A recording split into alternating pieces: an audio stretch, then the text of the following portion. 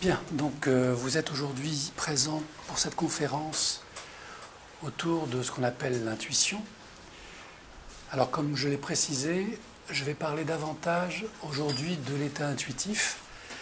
Donc moi je suis Christian Calafat, je suis donc hypnothérapeute ici dans cette pièce du lundi au vendredi et le week-end c'est pour les ateliers, conférences, formations. Donc en tant qu'hypnothérapeute, praticien énergétique, j'ai naturellement, je dirais au travers de mon parcours d'évolution, développé mon intuition, mon intuitif. Ça s'est fait naturellement, je n'ai pas eu d'effort particulier à faire conscient. C'est par le travail et la répétition que finalement l'intuition s'est imposée à moi, et l'état intuitif. Et aujourd'hui, je peux dire que c'est une grande aide dans mon travail d'accompagnant. Pourquoi ? Puisque toutes les formations que j'ai suivies sont des formations relativement mentales. Et au travers de ce parcours personnel, j'ai pu concevoir l'idée que finalement, peut-être que notre mental n'était pas l'alpha et l'oméga de qui nous sommes. Peut-être qu'au-delà de notre mental, je dirais, conditionné, il y a d'autres perceptions, d'autres réalités qui nous échappent et que l'on pourrait peut-être mettre à profit pour avancer de manière plus éveillée dans notre vie. Alors vous allez très vite comprendre que l'état intuitif est le stade préalable pour accueillir l'intuition. Et je vais tout de suite le mettre en opposition ou en comparaison de l'état mental. L'état mental, c'est l'état dans lequel on est ordinairement. Quand on réfléchit, quand on pense, quand on imagine des choses. C'est l'état ordinaire. Et cet état mental ordinaire va davantage puiser dans, je dirais, sa bibliothèque d'informations. L'état intuitif est un état qui échappe à cette mécanique, justement, et qui permet par d'autres biais d'accéder aussi à de l'information. Et j'avoue qu'aujourd'hui, je ne vous donnerai pas de réponse définitive sur ce qu'est l'intuition et l'état intuitif, puisqu'aujourd'hui, personne ne peut vraiment, scientifiquement, le définir, pour une raison très simple, c'est que l'état intuitif se développe, se déploie dans ce qu'on appelle un champ de conscience. Donc si on voulait être honnête, pour déduire l'état intuitif, il faudrait déjà parler de la conscience. Or, on remplace un mystère par un plus grand mystère encore. Donc aujourd'hui, on va plutôt démarrer du commencement, à savoir qu'est-ce que le mental, comment il s'organise, et de quelle manière ce mental conditionné nous empêche parfois, et bien souvent même, d'accéder à cette capacité, enfin à cette capacité, c'est même pas une capacité, mais à cette sphère de notre conscience qui se déploie au travers de l'intuition. Donc l'état intuitif, c'est l'état du mental. Ça vous paraît logique ? Ça l'est, ça ne l'est pas. Puisque l'état intuitif est antinomique de l'état mental. Et en même temps, ça sous-entend que l'état mental est inclus dans l'état intuitif. Donc les personnes qui disent ne pas avoir d'intuition, ne pas capter d'intuition, c'est une réalité pour elles. Mais c'est une réalité qui n'est pas objective, puisque dans leur champ intuitif réside leur mental. Et il fait tellement de bruit qu'elles n'ont plus accès à leur intuition. Ok ? Donc tout l'enjeu, ça va être de calmer l'état mental, pour que l'état intuitif qui est déjà là se révèle. Donc si on voulait vraiment être cohérent avec cette logique-là, on passerait, comme je l'ai fait pendant des années, beaucoup de temps à travailler sur son état mental. Ses perceptions mentales, sa pensée, ses états émotionnels. Plutôt que d'aller courir à développer une intuition qui ne peut pas être développée. Puisqu'elle est parfaite par définition. On ne peut que l'accueillir. Et c'est là où on se perd un petit peu dans tous ces livres qui vous parlent de développer votre intuition, accéder à votre sixième sens. C'est juste incohérent. L'état intuitif, il est permanent, parfait, complet. Seul notre état mental, notre psychisme, avec tous nos états émotionnels, crée ce brouillage qui nous empêche d'accéder à l'intuition. Je donne souvent l'analogie du poste de radio. Vous êtes sur une station, vous écoutez de la musique, tout se passe bien, Puis à un moment, il y a la publicité, ça vous saoule, vous avez envie de passer à autre chose. Qu'est-ce que vous faites? Sur les anciens postes, vous savez, on cherchait la station. Sur les nouveaux, on appuie sur un bouton et des fois ça tombe juste. Et des fois ça grésille. Avant d'arriver à la bonne nouvelle station. Eh bien ce grésillement-là, c'est ce que j'appelle le bruit mental. En définitive, toutes les stations du monde sont là, accessibles, en théorie. Pourtant, vous n'y avez pas accès. Jusqu'à ce que votre conscience soit connectée à cette station. Donc il n'y a rien à créer, puisque tout préexiste. Il n'y a rien à inventer, ni imaginer, puisque tout est déjà là. Donc tout l'enjeu, c'est d'utiliser le mental, l'outil du mental, contre lui-même. Pas comme un ennemi, mais comme un serviteur. Et le ramener à sa juste place. Et je vous rappelle que dans votre mental, dans votre structure psychique, il y a quelque chose qu'on appelle l'ego, auquel on s'identifie. Et c'est souvent cet ego-là qui nous empêche d'accéder à l'intuition. Alors ce qui est extraordinaire, je commence maintenant toutes les conférences par la même question, qui parmi vous a déjà accueilli une intuition? Ça vous est déjà arrivé? Oui. En général, on s'en rappelle. Et parmi celles, donc ça veut dire que les autres n'ont pas eu d'intuition, en tout cas perçue comme telle. Ok. Qui parmi vous a suivi son intuition?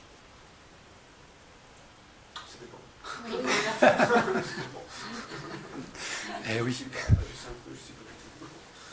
Alors, de deux choses l'une.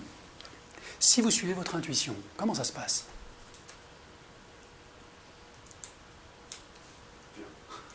Plutôt bien.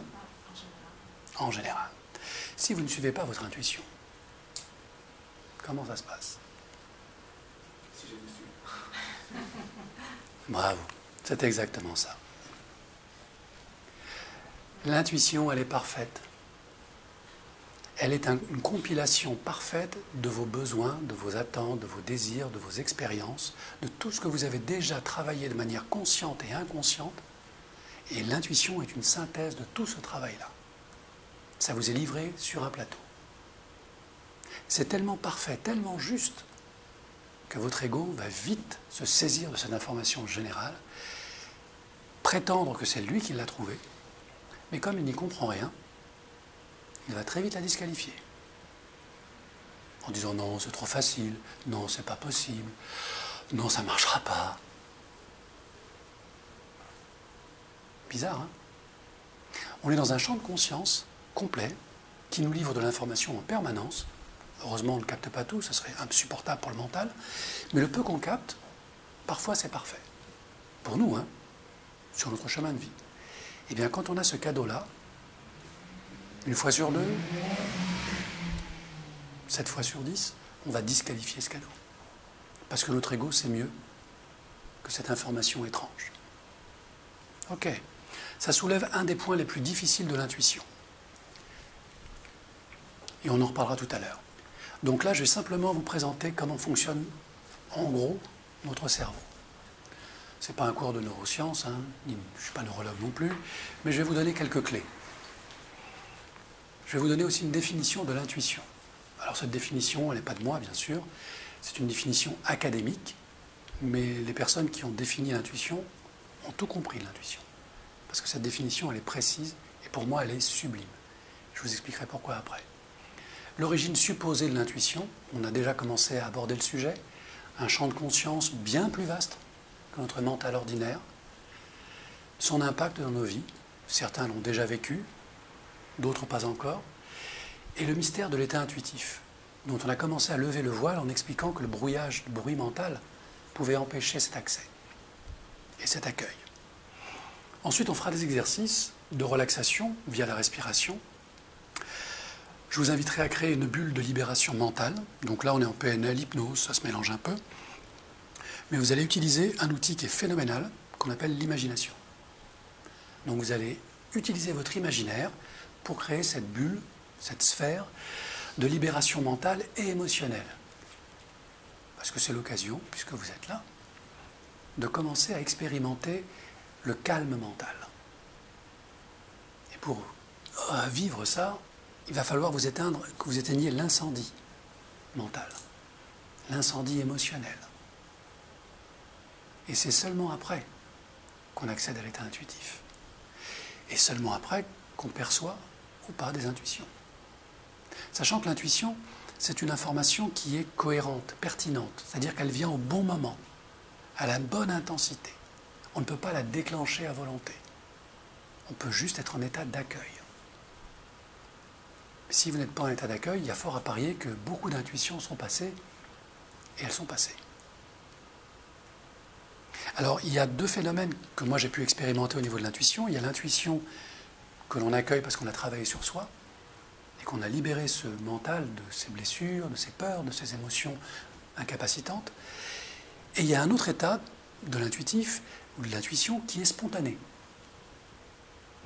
Quelqu'un qui n'a jamais travaillé sur lui, quel que soit son âge, sa condition sociale, son niveau intellectuel, peut capter une intuition puissante. Suffisamment puissante pour l'aider, lui permettre de sauver sa vie s'il est en danger, ou sauver la vie des autres. Et on a eu le cas comme ça récemment d'un pilote de ligne américain qui était expérimenté et qui quitte l'aéroport de New York avec dans son avion 150 ou 200 personnes. Et il quitte la ville et à un moment, les sirènes d'alarme se mettent en route dans l'avion et il décide, en quelques secondes, en fractions de secondes, de faire amérir l'avion. Et il pose son avion dans le fleuve Hudson et il sauve plus de 200 personnes. Tout le monde se demande pourquoi il a fait ça. Une enquête est menée, il est emmené au tribunal et on lui demande de se justifier. Il n'y avait aucun danger, l'alarme s'est déclenchée, vous aviez d'autres procédures à mettre en œuvre. Pourquoi est-ce que vous avez pris le risque de tuer les gens en amérissant? Il a expliqué que c'était son intuition qui lui avait commandé d'atterrir. Parce qu'il était convaincu à ce moment-là que s'il prenait toute autre décision, malgré ses 30 ou 40 ans d'expérience, les gens mourraient et lui avec. Les enquêteurs ont refait la panne en simulateur plusieurs fois et lui ont expliqué que pas du tout. Il aurait tout à fait pu atterrir tranquillement à l'aéroport suivant, voire faire demi-tour et revenir au point de départ, en toute sécurité. Et que de fait, il avait commis une faute professionnelle. Bon. Qu'est-ce qu'on peut opposer à ça? Pas grand-chose, me direz-vous. Sauf que son avocat s'est levé et a posé une question à ces fameux inspecteurs. Et il leur a dit, bien, en simulation, c'était faisable. Au bout de combien de simulations avez-vous rejoint l'un ou l'autre des aéroports? Au bout de la 17e simulation. Les 16 autres, l'avion s'écrasait. Vous pensez vraiment qu'un capitaine de bord peut se permettre d'avoir 16 chances? Donc il est redevenu le héros qui a sauvé ses 200 vies en ayant simplement suivi son intuition. Alors bien sûr, ça n'est pas rationnel, ça n'est pas scientifique, ça n'est pas prouvable. La seule façon de déployer l'intuition et d'en connaître sa valeur, c'est de l'appliquer. C'est le seul moyen. Et comme vous l'avez compris, parfois c'est vertigineux que de suivre son intuition. Donc c'est quoi? L'intuition, c'est quelque chose qui fonctionne à partir de nos modes mentaux. Ça ne vient pas de nulle part. Donc la base de lancement, c'est notre mental. Sauf que notre mental, il est très spécial. Quand on parle du mental, on parle de quoi? Des fonctions cognitives, ce qui nous permet de parler, de penser, d'anticiper, de réguler, etc. Ok. Mais ces fonctions cognitives, elles sont situées dans un certain périmètre de notre mental, notre cerveau. Notre cerveau est beaucoup plus complexe, et on le découvre aujourd'hui grâce aux neurosciences, qu'on l'imagine. Donc quand on parle d'un cerveau, en fait, on devrait parler de 4 cerveaux.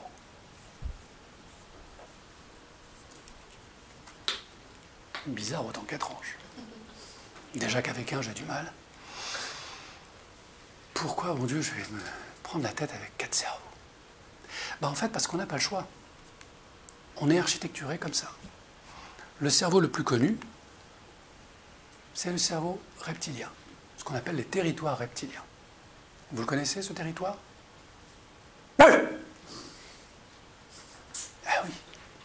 c'est le reptilien. Réflexe, instinct, survie. C'est connecté à la moelle épinière, tous les nerfs, tout se passe là. Ça régule la respiration, le taux de pression artérielle, etc. etc. C'est le cerveau primaire. 400 millions d'années à peu près. Sans ça, pas de survie possible. Donc ce cerveau-là définit, selon le professeur Henri Laborie, 3 comportements types de survie. Premier comportement de survie, la fuite. Face à ma vocalise, vous auriez pu fuir. Visiblement, vous êtes resté. Vous auriez pu lutter. Je ne suis pas d'accord. Ou simplement vous soumettre ou être en état d'inhibition, c'est-à-dire de sidération ou de blanc mental. C'est ce qu'on a quand on est en état de choc. Donc ça, c'est ce que nous dit Laborie, le professeur Henri Laborie. Vous avez 3 réactions types qui sont liées à ce reptilien et qui permettent la survie. Parfois, la fuite, c'est la bonne réponse. Parfois, c'est la lutte. Parfois, c'est peut-être la soumission. Ce qui est sûr, c'est qu'à partir de ce reptilien-là, on a longtemps cru qu'on ne pouvait rien faire avec ça. C'est-à-dire que le reptilien n'entend ni le raisonnement, ni la logique, ni la rationalité. Quelqu'un qui est en colère, qui est en lutte, quelqu'un qui est en désespérance, vous pouvez lui donner tous les mots de la terre, ça passe pas. Cette énergie déployée par le reptilien, l'adrénaline, la noradrénaline, le cortisol, doivent s'évacuer d'une manière ou d'une autre. Émotionnellement, physiquement, peu importe, mais ça doit s'évacuer. Sachez qu'une minute de colère va demander plus d'1 heure à votre organisme pour nettoyer votre sang et le libérer de tous ces neurotransmetteurs qui excitent, qui énervent, qui vous mettent en survie, donc en surtension. Ce qu'on sait aussi, c'est que la colère répétée, l'émotion négative répétée, génère ce qu'on appelle le cortisol, et le cortisol, cette hormone de stress, va impacter directement les chromosomes, le nid de votre ADN. Et vos chromosomes vont être usés, laminés, par tous ces états émotionnels corrosifs. Ça va donc réduire notre espérance de vie, nous faire vieillir prématurément, favoriser des dégénérescences cérébrales, etc. Donc c'est pas du tout anodin, la colère, c'est pas du tout anodin, le stress. Ça agit physiquement. Et c'est régulé par ce territoire. Ensuite, on a ce qu'on appelle le paléolymbique. L'animal humain que nous étions s'est mis en clan, en famille, et a survécu du fait que l'union fait la force. Donc le paléolymbique va gérer toutes nos relations sociales, familiales, au travail, dans la société. Ce paléolymbique, il va répondre bien sûr à des réflexes animaux. C'est là qu'on va retrouver l'autorité, le mâle alpha, etc., etc., ou l'ego qui va s'imposer dans le groupe. Bon, c'est aussi une question de survie. On va suivre l'animal qui a le plus d'expérience. Chez les éléphants, c'est la femelle. C'est elle qui décide quand le troupeau doit quitter tel lieu, manger à tel endroit. Chez les loups, c'est pareil. Les années passent, 400 millions d'années, 100 millions d'années, 100 000 ans, même je dirais 300 000 ans maintenant, on a ce qu'on appelle le néolimbique, ou la partie limbique. Donc ce néolimbique, ce nouveau limbique, c'est ce qui gère l'après-clan, l'après-village, l'après-famille, c'est-à-dire la société. Quand le néolimbique s'est installé dans nos cerveaux, on a commencé à ériger des règles de vie en communauté. La loi, la religion, l'organisation de la cité, l'école, le tribunal, les commerces, enfin, tout ce qui nous permet de vivre aujourd'hui en société en étant civilisés. Chaque territoire gère une partie de notre vie. Et en fonction de là où vous êtes, dans votre vécu émotionnel, c'est plutôt un territoire qu'un autre qui prend le relais.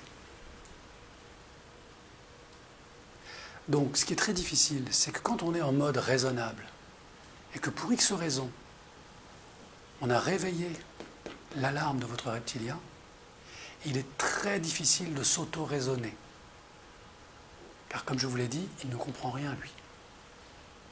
Il va falloir utiliser d'autres outils pour faire baisser la pression, diminuer le stress, calmer les émotions et la colère. C'est ce qu'on fera après. Et vous verrez que chaque territoire développe des ondes spécifiques. On arrive au dernier. Là, on est sur le cortex préfrontal. Donc vous avez le lobe préfrontal et au-dessus, vous avez donc un mince filet de neurones, comme un bonnet de neurones qui est venu se surrajouter il y a 50 000 ans à peu près. Et ça, on appelle ça le nouveau cortex, la nouvelle écorce. Ce nouveau cortex, c'est le niveau d'intelligence le plus élevé que nous ayons atteint aujourd'hui.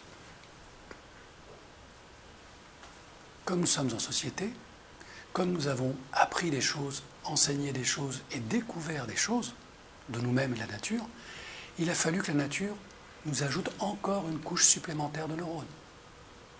Et ce cortex préfrontal qui est juste là au niveau de votre front, il a une particularité. Vous avez ici ce qu'on appelle le chef d'orchestre. C'est en fait la partie la plus intelligente de votre cerveau. Le néocortex, qui doit représenter, je sais pas, 5% de la masse cérébrale, même pas, va gérer 30% de vos activités cérébrales. C'est là qu'on trouve l'aire de Broca, l'aire du langage, entre autres. Et entre, bien sûr, le cortex préfrontal et les territoires reptiliens, vous avez une interface qu'on appelle l'amygdale limbique. Cette amygdale limbique, c'est la zone émotionnelle. C'est là que les peurs, les chocs, les traumas s'installent. Plus l'amygdale limbique est sollicitée, plus la relation entre cette partie-là et cette partie-là se délite, disparaît, s'efface. Donc en clair, plus vous êtes soumis à un stress chronique, moins vous avez accès à votre intelligence supérieure. Et on comprend mieux les phénomènes de burn-out. Plus la personne est maintenue dans un stress permanent, plus son amygdale limbique est excitée, sollicitée, plus ces neurotransmetteurs affaiblissent les transmissions d'informations, moins elle a accès à son intelligence, à ses capacités. Donc tout l'enjeu, ça va être de revenir à un état de paix intérieure pour calmer le jeu et peut-être, c'est ce qu'on fait d'ailleurs avec des personnes fortement dépressives, les aider à reconstruire ce pont, cette transmission. Souvent le sommeil suffit, la marche en pleine nature peut aider, mais aussi l'accompagnement d'un thérapeute, d'un psychologue, d'un psychanalyste peut aussi accélérer ce processus, à condition que la personne soit extraite un certain temps de cet environnement toxique où elle évolue. Et on a tous vécu ça. Face à une autorité qui nous agresse, on a tous perdu nos mots, ne sachant plus quoi répliquer. Cet état de sidération, c'est simplement la coupure entre le cortex préfrontal et la zone émotionnelle. Donc on l'a tous vécu. Ça devient problématique si ça dure et ça se répète dans le temps. Ok? Donc on a un cerveau qui est quand même bien fait, qui est bien, je dirais, spécialisé entre guillemets, sachant que on entend dire qu'on utilise 10% de notre cerveau. En fait, on utilise 100% de notre cerveau, mais pas tout le temps et pas de manière consciente. Ce dont on est conscient finalement, d'après les calculs qui ont été faits, qui sont très approximatifs, c'est 5% de l'activité mentale. Les 95% de notre activité mentale nous demeurent inconnus. Et dedans, il y a bien sûr la respiration, la régulation interne, les neurotransmetteurs, voilà, les relations électrochimiques entre vos cellules, tout ça, vous y échappez. Les 5% restants, c'est ce que je suis en train de vous raconter, c'est les associations que vous faites. Ça, c'est les 5%. Donc maintenant, ce que l'on peut dire de chacun de ces territoires, c'est qu'aucun d'eux ne voit jamais le réel. Il s'identifie aux pensées, libère des sensations et cristallise les émotions. Le reptilien, pour lui, la vie est une lutte, ou une fuite, ou une soumission. Et chacun va interpréter le réel. Pour le paléolymbique, la vie n'est qu'une relation de pouvoir, un rapport de force. Ok, c'est lui qui a la dominance. Pour le néolymbique, la vie est une question de savoir. On est ignorant ou on ne l'est pas. Et pour le cortex préfrontal, la vie, c'est un jeu de relations. Pour lui, tout est relation. Donc en fonction du niveau de conscience que vous avez atteint par votre parcours personnel, vous allez percevoir la vie de façon très différente et vivre de manière très différente. Donc dire que quelqu'un est perdu parce qu'il n'aurait pas la connaissance, ou c'est une anomalie. Dans la mesure où il a un cerveau en bon état, personne n'est jamais perdu. On peut toujours et à tout moment progresser et faire évoluer son champ de conscience. Donc déjà, rien qu'avec les 4 cerveaux, on comprend que nous avons 4 niveaux de perception, donc 4 niveaux de conscience. Et ce qui complique le tout, c'est que ces 4 niveaux de conscience sont imbriqués les uns dans les autres, comme des poupées russes. Du coup, ça me vient comme ça, le conditionnement quand on est dans une famille, et le conditionnement, enfin, si on est avec des parents qui sont plutôt vers le pouvoir, enfin, du coup, il y a quand même un conditionnement. Oui. Après, on peut s'ouvrir à Oui, chemins de pensée. absolument. C'est ça le fond de mon discours, c'est que c'est jamais figé pour la vie. Sachant qu'on vient au monde avec des préconditionnements liés aux nourrissons humains. Comme le bébé girafon ou le bébé éléphant, né avec ces conditionnements de bébé éléphant ou de girafon. Donc en clair, on sait marcher dès la sortie du ventre. Ou en tout cas, on a la mécanique de la marche. C'est inscrit en nous. Mais ce qu'on a découvert récemment, c'est que la génétique, finalement, gère grosso modo 5 à 10% de notre état. Tout le reste est lié au conditionnement que l'on va intégrer. L'épigénétique, l'information de l'extérieur qui entre à l'intérieur, va constituer 90% de ma vie. Donc il n'y a pas de destinée ou de destin imposé par qui que ce soit. À tout moment, on peut changer, évoluer, se transformer. Et c'est vrai au niveau mental, mais c'est même vrai au niveau physiologique. Le cerveau des méditants n'est pas construit exactement de la même manière, avec les mêmes proportions, que le cerveau de quelqu'un qui n'a jamais médité. La plasticité neuronale le prouve. Et quelqu'un qui se met à méditer peut tout à fait espérer dans 5-10 ans avoir un cerveau, un encéphale qui a changé.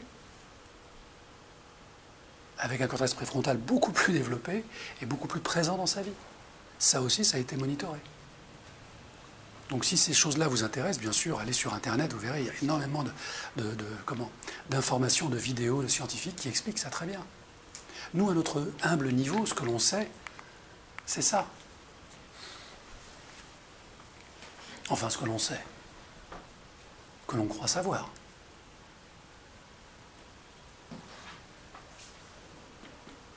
Convaincu, hein. Et en plus, il a raison. Convaincu aussi, hein. Et le pire, c'est qu'il a raison. Il y a juste un problème. C'est que ce truc-là, ça existe vraiment.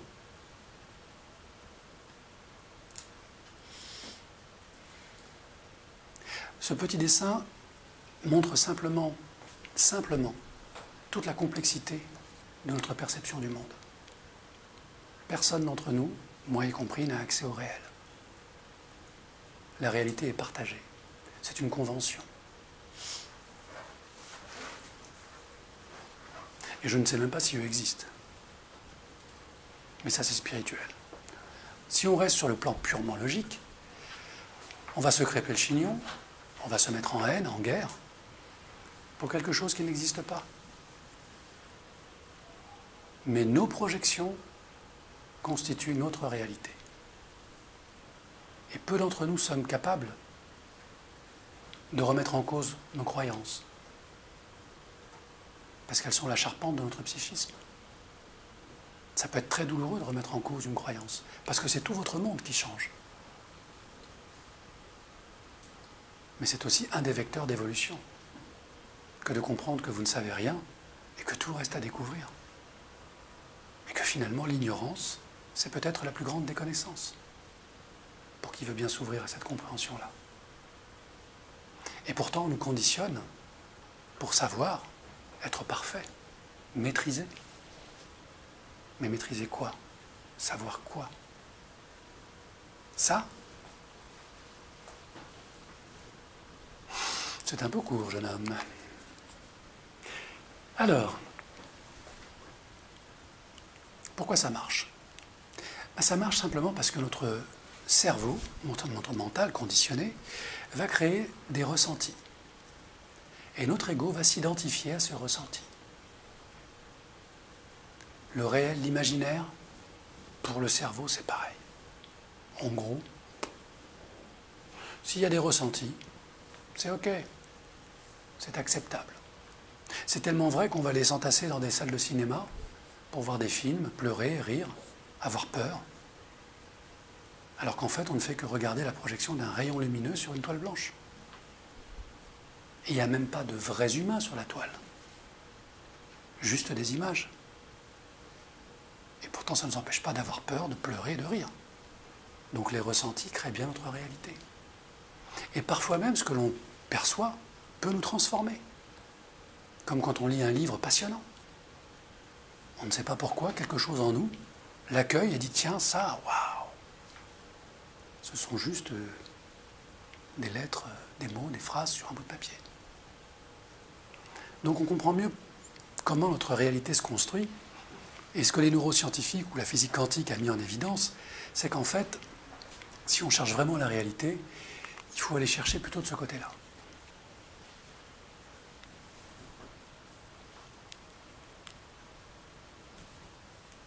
On est bien avancé, hein ?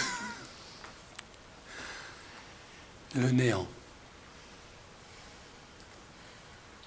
Alors, chez les accompagnants, on parle du champ de tous les possibles. D'autres parlent de l'éther, du vide. Les bouddhistes vous parleront de vacuité. Tout est juste. La seule question, c'est comment ce truc, qui en apparence est vide, peut produire tout le reste. C'est quoi la différence entre ça, selon vous, et ça? Qu'est-ce qui fait l'interface entre ça et ça? Les perceptions. Oui. D'où viennent tes perceptions? Le conditionnement, le mental. On a parlé de la bibliothèque mentale, des conditionnements. Tout ça, ça vient d'où? Qu'est-ce qui te permet de reconnaître que ce sont des conditionnements, ton mental? Qu'est-ce qu'il y a avant? Ce qu'on ressent. Alors il y a les ressentis, ça fait partie des outils de décodage. Ok, le ressenti, les émotions, le mental. Mais qu'est-ce qu'il y a avant tout ça? La mémoire. La mémoire, absolument, la bibliothèque. Mais qu'est-ce qu'il y a avant tout ça? L'intuition. On a vu que c'était la toile de fond. Qu'est-ce qu'il y a avant l'intuition? Rien. Qu'est-ce qu'il y a avant rien? Mais pour dire qu'il n'y a rien, il faut être conscient qu'il n'y a rien. Qu'est-ce qu'il y a avant le rien? Je viens de vous donner la réponse. La conscience. Bravo.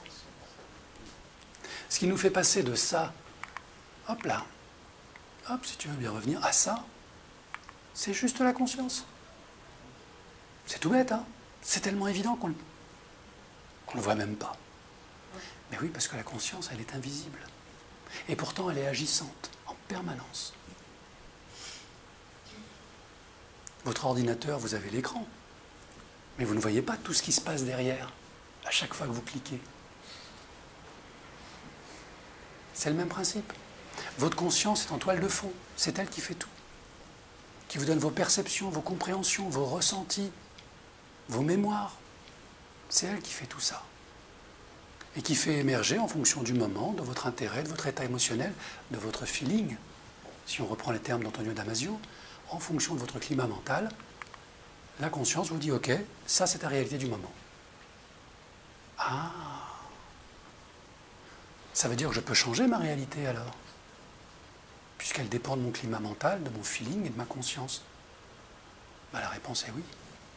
À tout moment, on peut changer sa perception du réel. On ne peut pas changer le réel, il est ce qu'il est. Mais on peut en changer sa perception. Et ça peut changer une vie. Hein.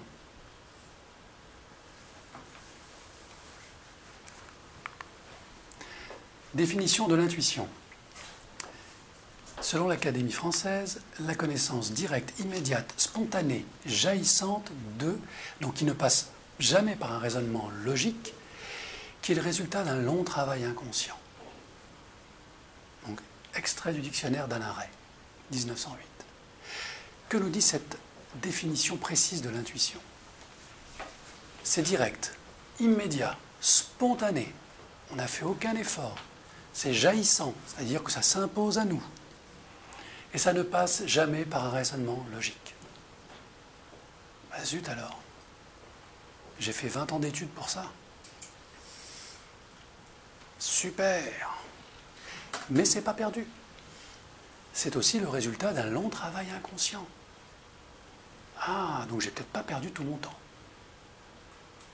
Parce qu'en nourrissant mon inconscient, j'ai augmenté ma capacité de fréquence intuitive, puisque ma bibliothèque est bien remplie.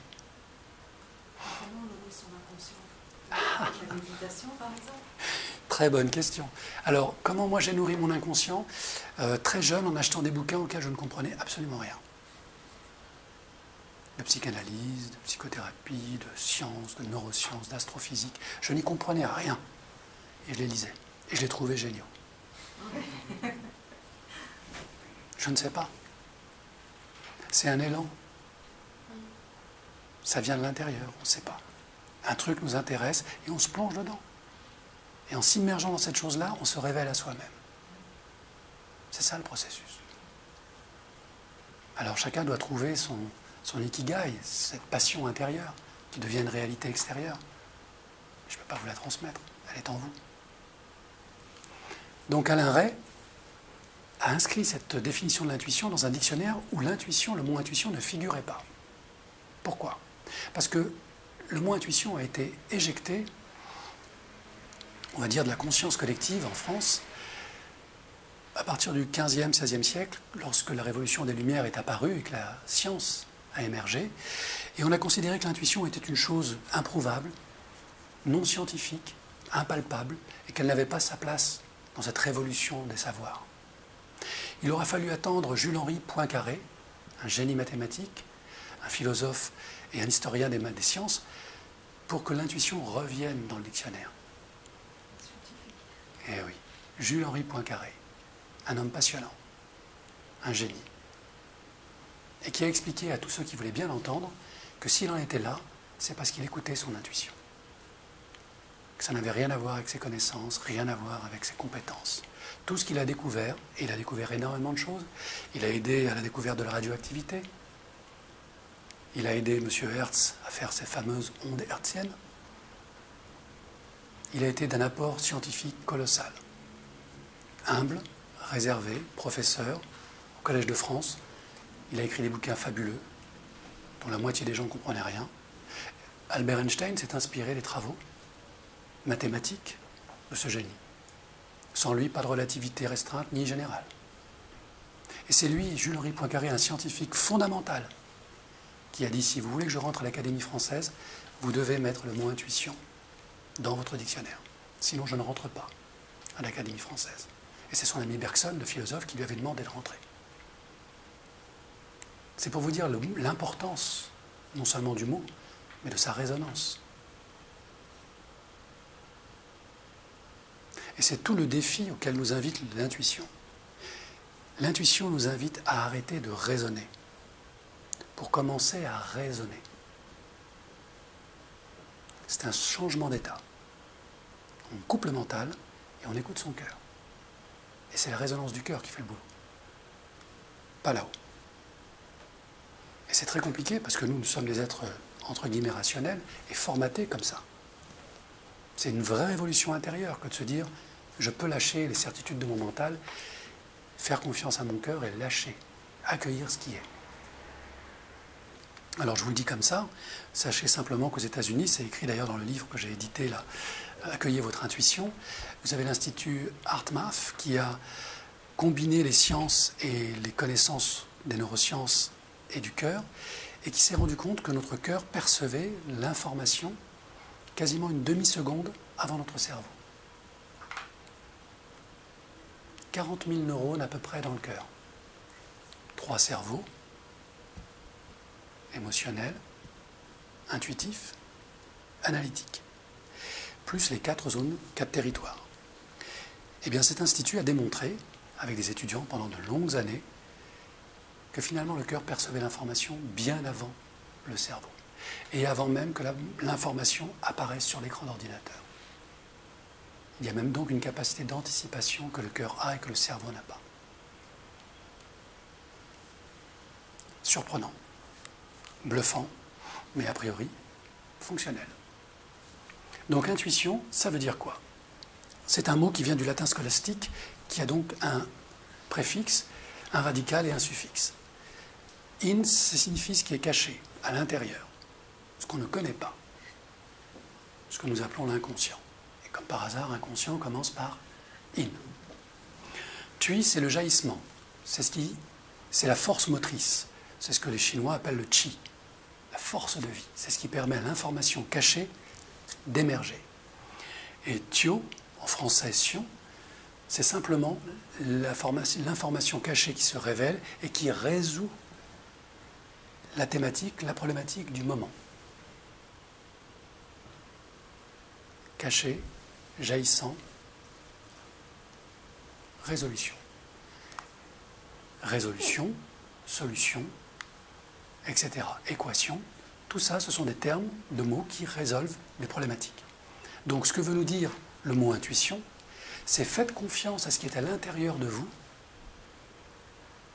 accueillez-le dans sa puissance spontanée jaillissante et utilisez-le.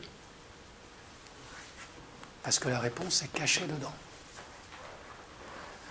Ce que le mental et l'ego, bien sûr, 9 fois sur 10 réfutent. Parce que ça ne correspond en rien de ce que vous croyez savoir. C'est hors champ. Et on peut comprendre la peur ou le vertige qui nous gagne quand on reçoit une intuition forte. Mais comment on sait que c'est une intuition et comment on sait que c'est juste une pensée? Pour ceux qui ont vécu une intuition, c'est quoi la différence?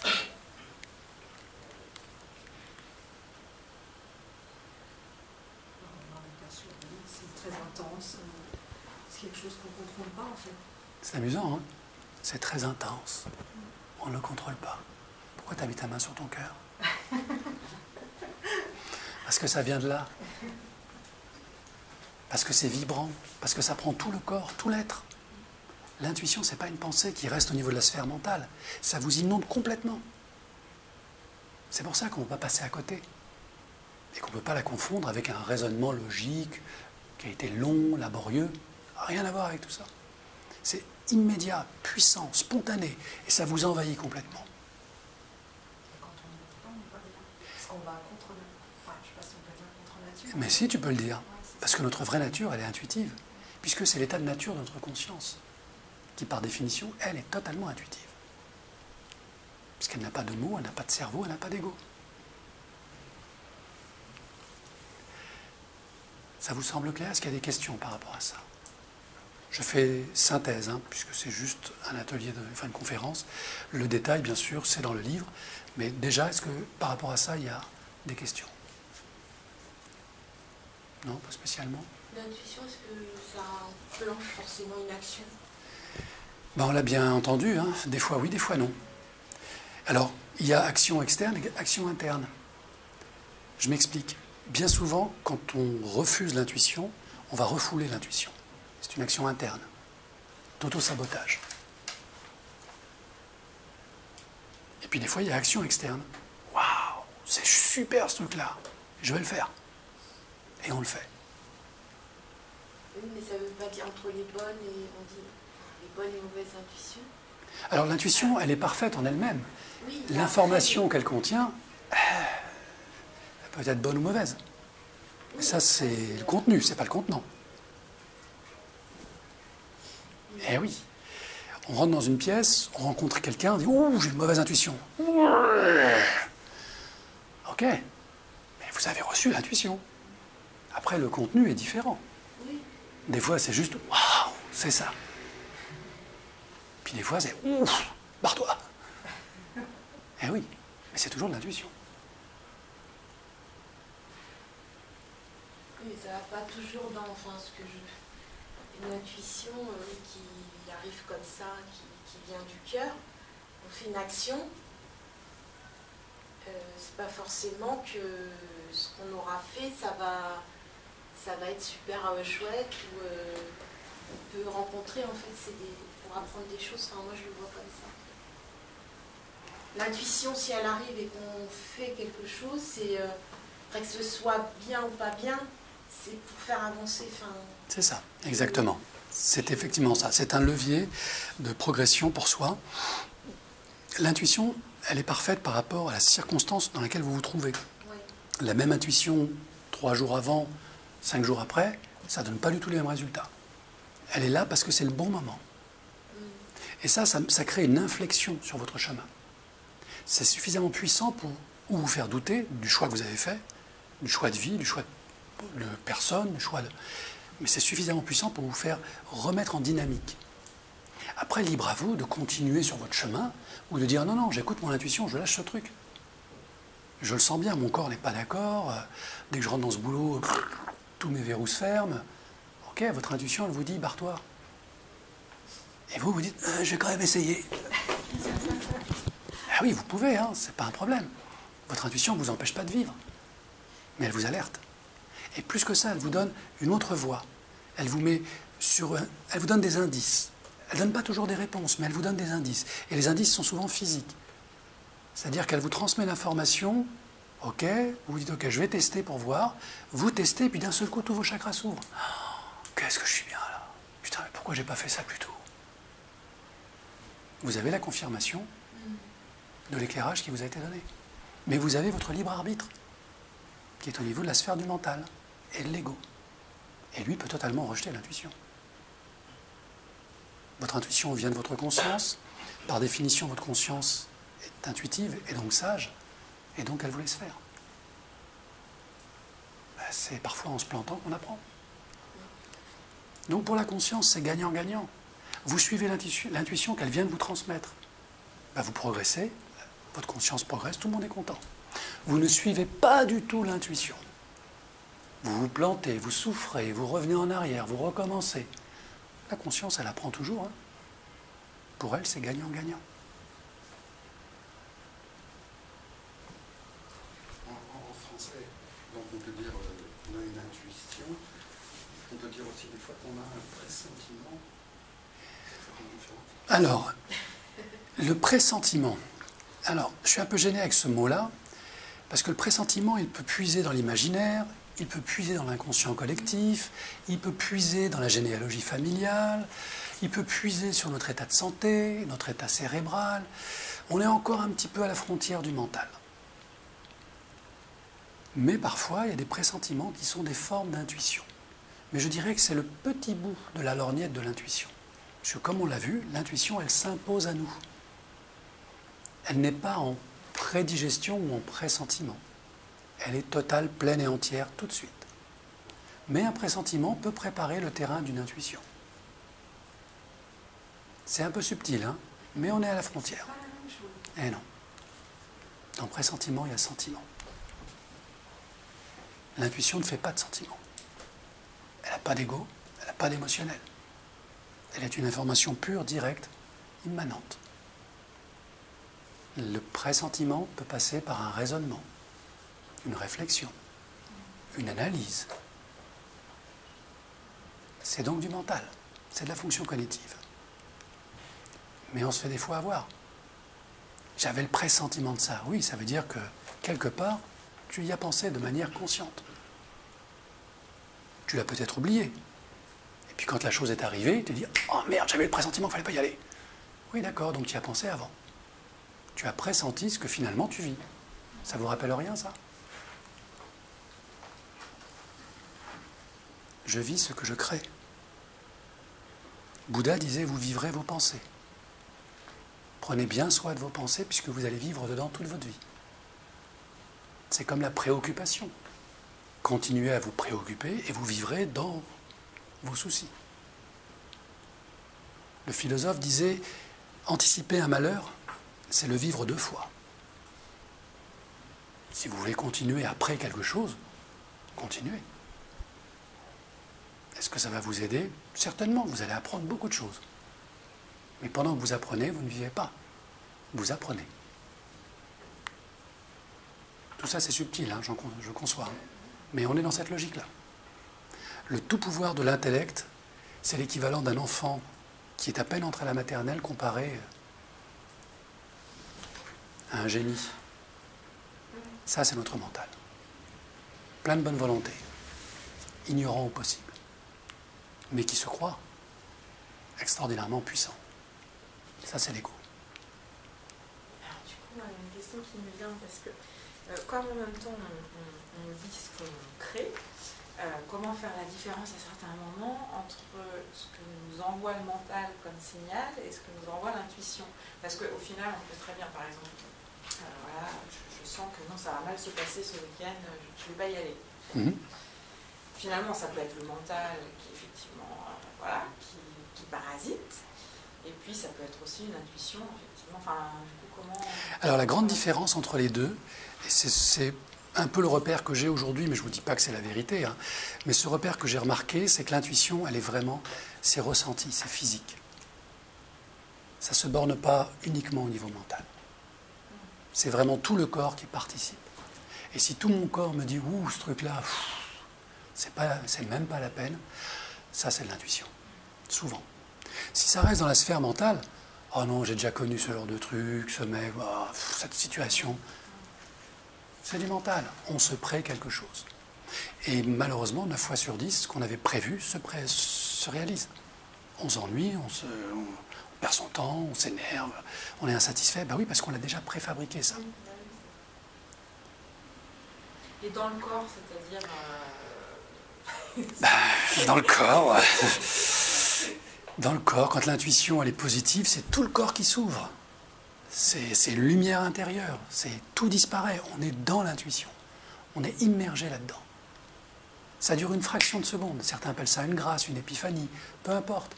Mais c'est puissant. On ne peut pas le mélanger à autre chose. Une pensée, une réflexion, aussi intelligente soit-elle, aussi profonde soit-elle, ne donnera jamais l'effet de l'intuition. Tout le corps participe à l'intuitif. Pour une raison très simple d'ailleurs. Chacune de vos cellules représente un cerveau. On est passé de 4 cerveaux à 3 cerveaux à 75 000 milliards de cerveaux. Et l'intuition passe par tous nos cerveaux, sans exception. Donc on sent que ça s'ouvre, que ça se ferme, c'est ça? Selon les gens, selon les personnes. Mais globalement, c'est physique. Globalement, c'est physique. Après, je ne peux pas dire que c'est 100% des cas. Chez moi, ça se passe plutôt comme ça. Quand tout est ouvert en moi, mon cœur, mon esprit, mon corps, quand tout est open, c'est que c'est bon, c'est la bonne voie. Je ne me pose même pas de questions, je fonce. Si au contraire c'est laborieux, poussif, que physiquement j'ai du mal, j'ai pas l'énergie, j'ai pas l'envie, c'est pas bon, il faut lâcher. La dynamique n'est pas du tout la même. Et pour cause,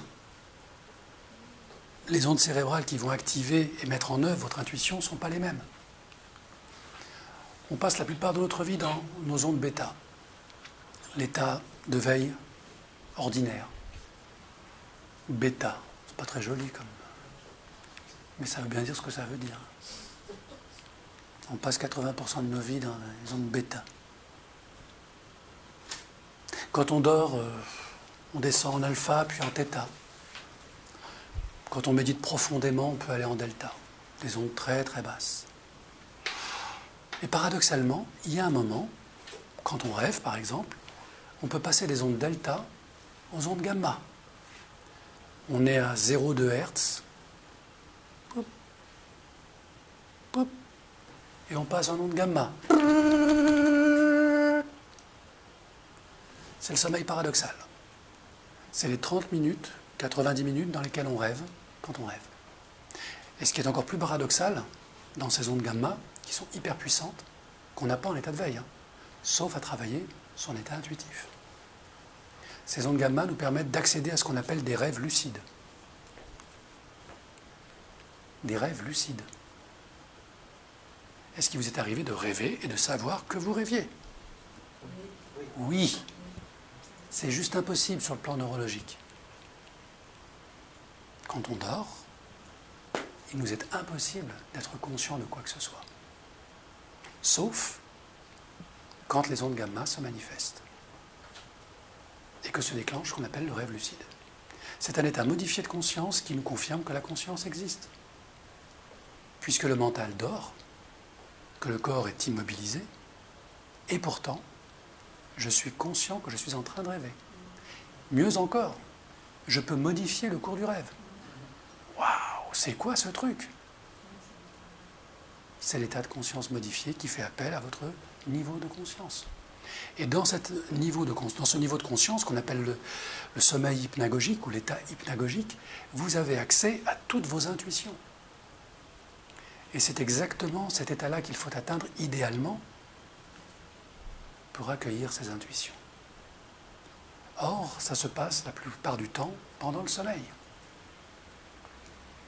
Qu'est-ce que ça ferait si on était capable de le déclencher en état de veille? C'est-à-dire volontairement passer d'un état bêta, passer à un état alpha, puis θ, puis delta, et d'un seul coup, pouf, basculer en gamma.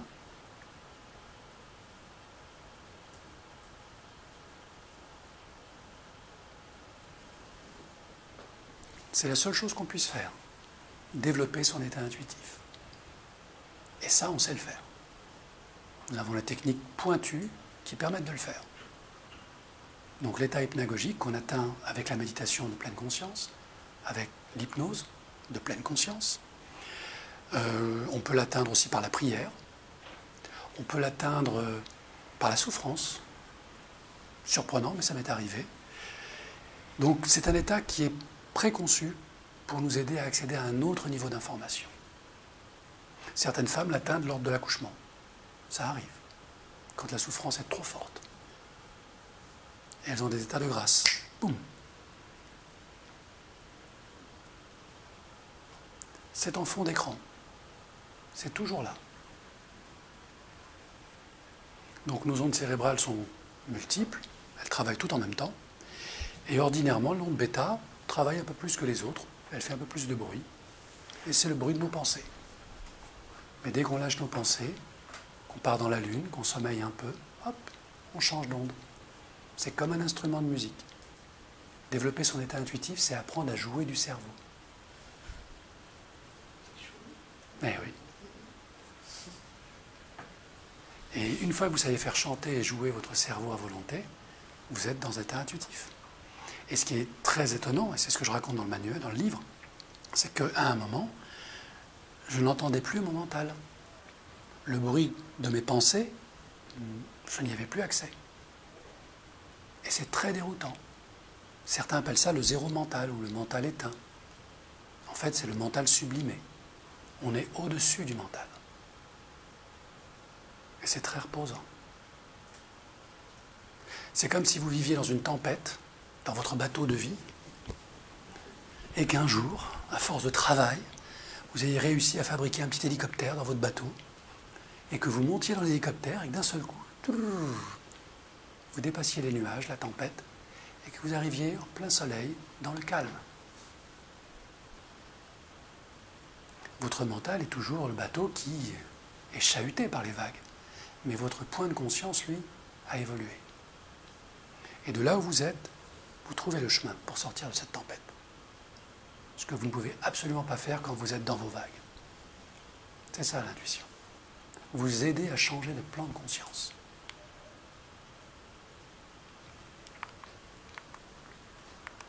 Donc, on peut dire en gros, et en résumé, que l'intuition, ce n'est pas une fonction cognitive, pensée, réflexion, etc. Ce n'est pas le fruit d'un raisonnement logique.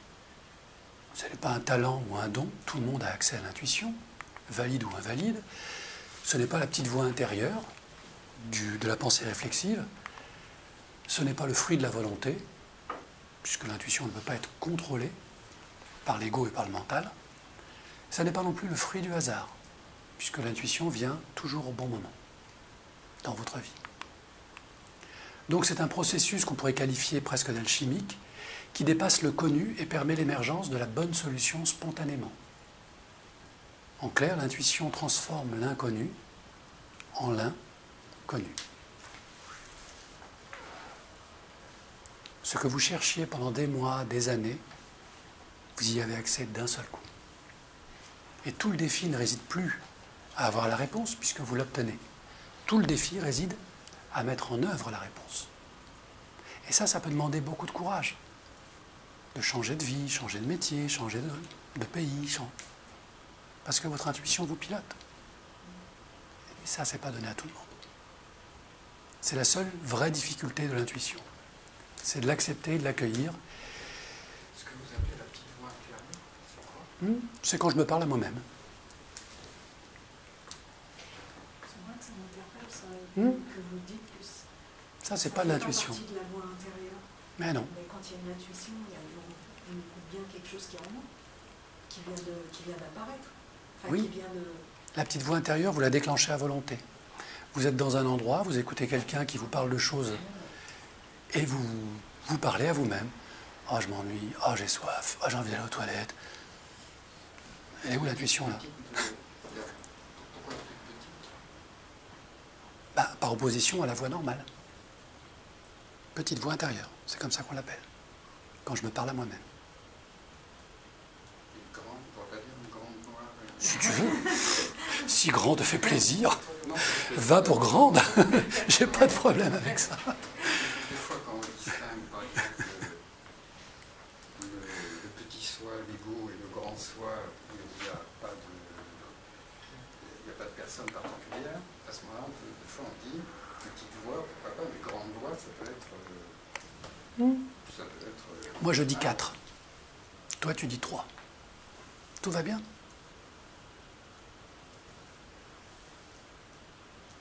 Par exemple, dans les religions, la grande voix, c'est celle de Dieu.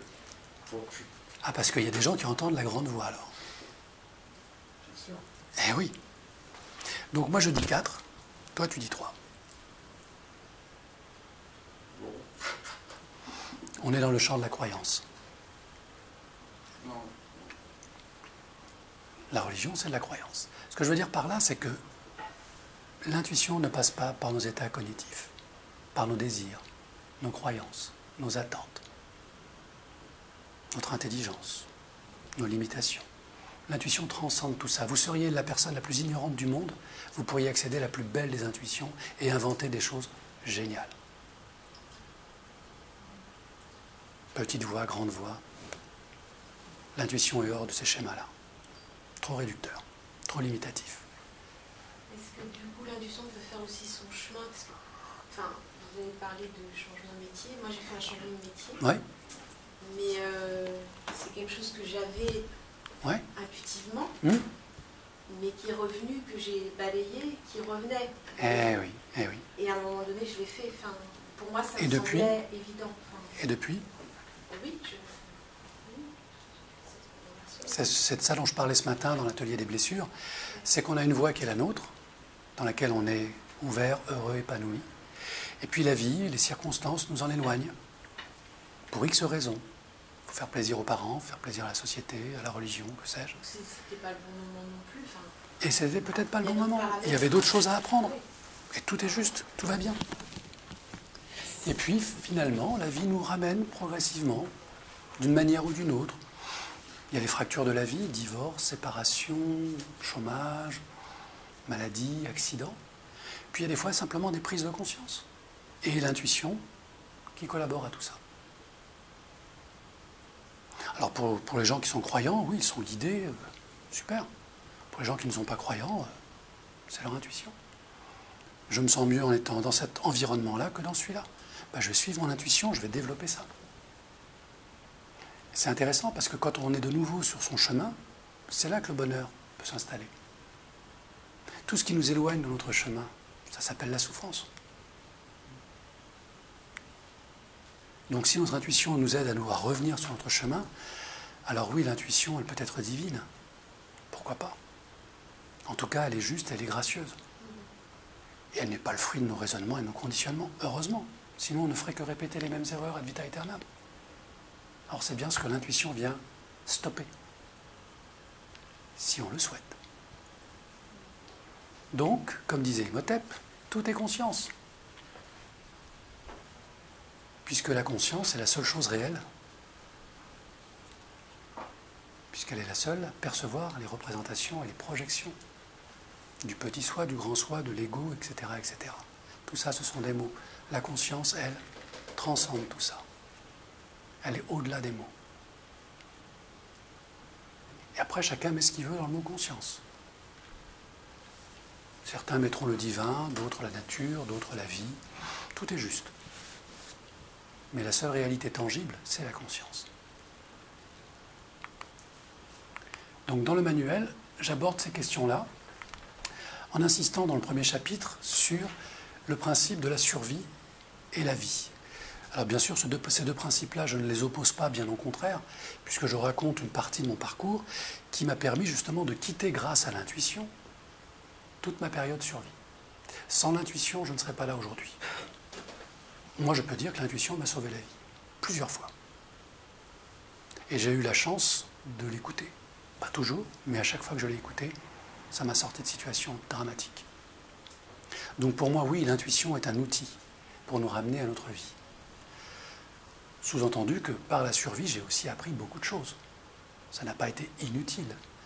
Mais à quoi bon apprendre si on meurt?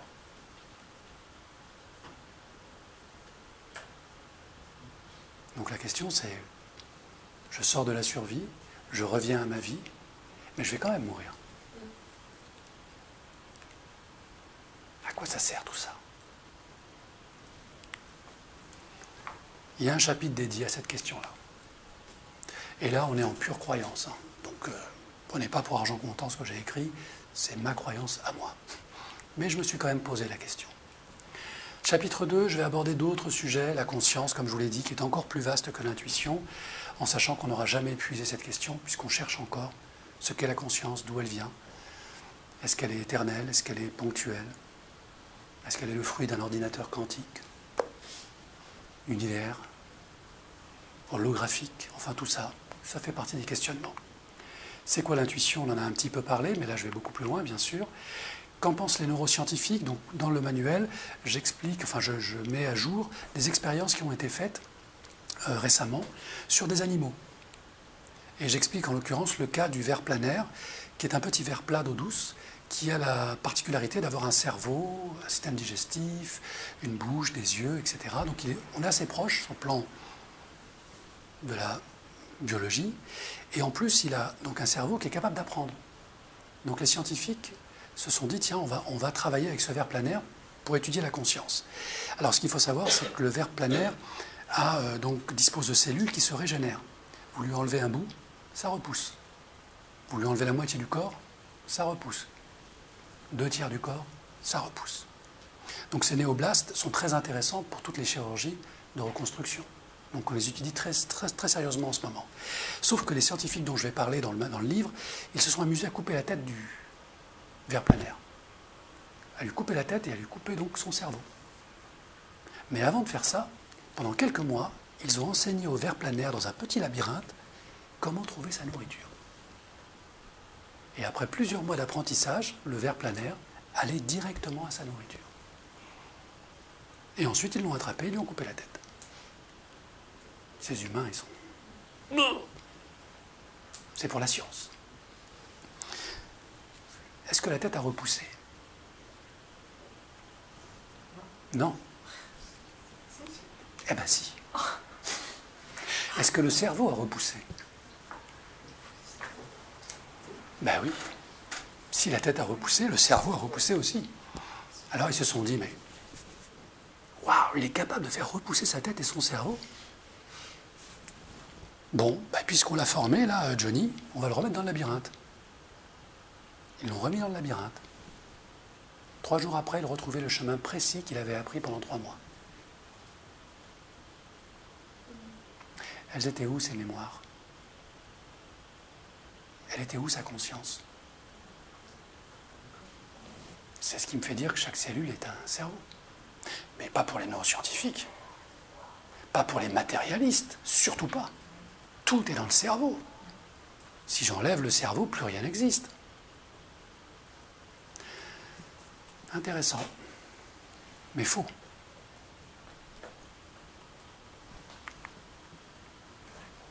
J'ai interrogé quelques éminents psychologues. Donc j'ai parlé d'Antonio Damasio, J'ai tout un chapitre sur lui, parce qu'il est passionnant. Et même lui a évolué vers la fin de sa vie. Il n'est pas encore mort, bien sûr, mais vers la fin de sa vie. Et il est revenu à l'idée qu'effectivement, il y avait quelque chose de bien plus performant que notre mental. Et que notre mental n'était pas le début et le commencement de tout. Qu'il y avait peut-être, il est très prudent et moi aussi, ce qu'on appelle une conscience non locale. J'ai donc dans le manuel exposé des expériences de mort imminente, dont celle de Eben Alexander, qui est un neurologue américain, professeur à Harvard, qui a subi donc une maladie très grave au niveau du cerveau et qui a vécu une expérience de mort imminente, alors que lui-même n'y croyait pas du tout. Sauf qu'il est resté 7 jours dans le coma. Et après 7 jours de coma, normalement, dans 90% des cas, soit on meurt, soit on revient en légumes. Ce qui n'a pas été son cas. En quelques mois, il a recouvré toutes ses capacités physiques et intellectuelles. Et il s'est mis à raconter une drôle d'histoire. Donc ça, je vous laisserai le découvrir, et surtout, je vous invite à lire son livre, La carte du paradis. Donc ensuite, les philosophes, je me suis intéressé à certains philosophes, Platon, Aristote et d'autres, qui parlent aussi de la conscience, qui s'interrogent depuis très longtemps sur qu'est-ce que la conscience. Parce qu'eux-mêmes ont capté de l'intuition.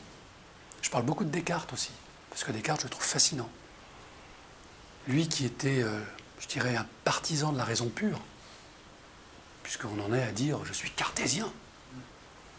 C'est la réponse à tout. Eh bien, Descartes n'était pas cartésien. Il ne l'a jamais été. Pas plus que Jésus a été chrétien. On est d'accord. Et pourtant, Descartes vous explique que lui aussi, il était connecté à quelque chose d'autre.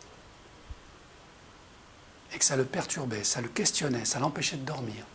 Mais que les informations qu'il recevait étaient parfaites. Et que c'est grâce à ça qu'il développait son œuvre. Bien au-delà de sa raison et de son intelligence, etc., etc. Donc c'est intéressant de voir des gens s'appuyer sur Descartes, qui étaient tout sauf cartésiens. Chapitre 3, se libérer du mental analytique, c'est tout l'enjeu. Donc dans le 3e chapitre, j'ai installé 41 exercices progressifs qui vont utiliser de la méditation, de l'auto-hypnose, de la transe, des exercices qui ont été prouvés scientifiquement en termes d'efficacité, la respiration. Donc tout ça, c'est pour se libérer du mental analytique. Quitter le port du mental, l'illusion du mental. C'est pas bon, l'ego n'aime pas ça. Hein. Je vous le dis tout de suite. Hein. Et en plus, je pose des questions terribles. Est-ce que je suis heureux? C'est quoi le sens de ma vie? C'est quoi le but de ma vie? Si vous n'avez pas envie de vous poser ces questions, n'achetez pas le livre, c'est pas la peine. Parce que c'est très perturbant et je l'ai écrit pour ça, comme une autothérapie. Et c'est le fruit de 10 ans d'accompagnement, permettre aux gens d'être autonomes et de faire eux-mêmes leur propre début de thérapie. Après, bien sûr, comme je le répète dans le manuel, si vous rencontrez des barrages trop durs, émotionnels, faites-vous accompagner, perdez pas de temps. Vous avez localisé le problème, demandez à un professionnel de vous accompagner pour passer cette étape-là. Mais au moins, vous l'aurez identifié. On ne peut pas corriger quelque chose qu'on ne connaît pas. C'est dommage d'attendre une vie entière pour se dire, bah, finalement, c'était ce truc-là. C'était cette blessure, c'était ce choc qu'il fallait que je règle. S'éloigner de nos conditionnements, on en a parlé. Est-ce que c'est seulement possible? Je veux croire que oui. Peut-être que je m'abuse moi-même, je ne sais pas. Mais ce que je sais, c'est que tout ce qui a été programmé en nous un jour peut être déprogrammé. Puisque ce ne sont que des programmes. Les croyances, ce ne sont que des programmes. Pareil pour nos valeurs, pareil pour nos modes de raisonnement. Ce sont des programmes, des algorithmes. Quand on a grandi, en fait, c'est pas dès la naissance. Hein. C'est dès le ventre de la maman. Ça commence là, les conditionnements. La peur, le rejet, ça commence dans le ventre de la maman. Donc ça fait partie des conditionnements conscients et inconscients. C'est ça que le travail, le fait de se libérer du mental analytique permet d'accéder à ça. À ce que l'on croit savoir et à ce qu'on découvre, finalement. C'est pas simple, ça remet en cause beaucoup de choses. Hein. Sa famille, ses relations, soi-même, son regard vis-à-vis de soi-même. Je ne dis pas que c'est confortable, hein, mais c'est utile pour avancer. Donc, Accueillir sa conscience intuitive, oui, une fois qu'on s'est débarrassé du bruit du mental, forcément votre état intuitif devient plus accessible. Ça ne veut pas dire que vous aurez une intuition tous les jours. Ça veut simplement dire que si une intuition se présente parce que c'est important pour vous, vous la capterez, vous en serez conscient et vous l'accueillerez parce que vous saurez ce que c'est, vous aurez travaillé dessus, vous aurez anticipé cette capacité qu'a votre mental à rejeter l'intuition. J'ai fait un exercice ici, dans le cadre d'une formation énergétique, et j'ai demandé à des personnes de se connecter, avec leur imaginaire, à une amie à moi qui malheureusement a un cancer. Donc on a fait un travail de connexion et de projection, de visualisation. Et chacun donc s'est connecté avec le peu d'expertise qu'ils avaient en énergétique, et ensuite je leur ai posé la question, elle est comment cette amie, physiquement? Comment veux-tu qu'on sache? On ne la connaît pas. J'insiste. Maintenant, vous vous êtes connecté énergétiquement, donc sous-entendu, vous avez éteint votre mental analytique. Qu'est-ce que vous avez perçu?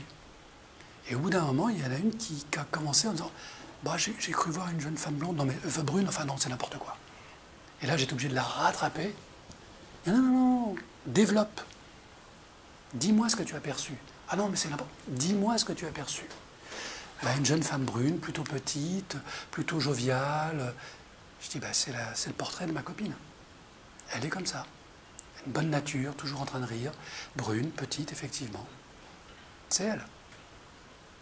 Et pourtant, qu'est-ce qu'il a fait son mental? Il a disqualifié ça. Parce que ça n'est pas rationnel de voir l'image de quelqu'un qu'on n'a jamais vu. C'est dommage. C'est une excellente occasion d'élargir son champ de conscience. Comme je vous l'ai dit, vos pensées seront votre vie. Je vais aller plus loin. Votre niveau de conscience, c'est votre vie. Vous ne pouvez vivre que ce que vous êtes. Rien d'autre. Si vous changez qui vous êtes, profondément, votre vie change. Mais ça commence par vous. Et je paraphrase des gens qui ont dit ça bien avant moi. Hein. Devenez le changement que vous voulez voir dans votre vie. Gandhi, ça date pas d'hier. Les gens n'ont pas peur de leur part d'ombre. Ce qui terrifie les gens, c'est leur lumière. Le fait de savoir qu'ils sont puissants au-delà de tout.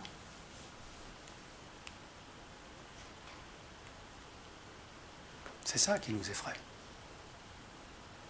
Nelson Mandela, le discours qu'il a posé après sa libération. Il a eu le temps de travailler sur son mental analytique, ses blessures et ses perceptions du monde. Voilà modestement la tentative dans ce livre, Accueillez votre intuition, comment quitter la survie et revenir dans sa vie, les différentes étapes auxquelles je vous invite si vous souhaitez y aller, et de manière factuelle, opérationnelle, que vous pourrez mesurer au fur et à mesure de votre avancement. Si vous faites les 41 exercices, vous êtes parti pour 2-3 mois de voyage. C'est le temps minimum d'intégration. Chaque jour un exercice. Et le temps d'intégration qui va avec. Voilà. Avant de commencer l'exercice, pour ceux qui le souhaitent, ceux qui ne le souhaitent pas, bien sûr, quitter le cadre de la conférence. Il n'y a aucune obligation. Est-ce qu'il y a des questions ?